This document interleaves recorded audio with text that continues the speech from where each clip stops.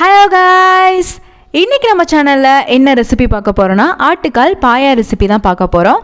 அதுக்கு முன்னாடி சேனல் இன்னும் சப்ஸ்கிரைப் பண்ணலன்னா சப்ஸ்கிரைப் பண்ணிக்கோங்க. வாங்க வீடியோக்குள்ளே போகலாம். ஃபஸ்ட்டு உங்களுக்கு தேவையான அளவுக்கு ஆட்டுக்கால் எடுத்து நல்லா க்ளீன் பண்ணி வச்சுக்கோங்க. அதுக்கப்புறம் கல்லுப்பு, மஞ்சள் தூள், ஆயில், அதுக்கப்புறம் அதில் தண்ணி ஊற்றி நல்லா வேக வச்சு எடுத்துக்கோங்க.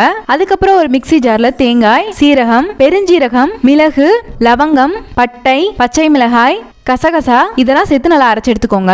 அதுக்கப்புறம் வேக வச்சு காலை எடுத்து வச்சுக்கோங்க. குக்கரில் நல்லா 10-12 விசில் வரையும் வேக வச்சு எடுத்துக்கோங்க.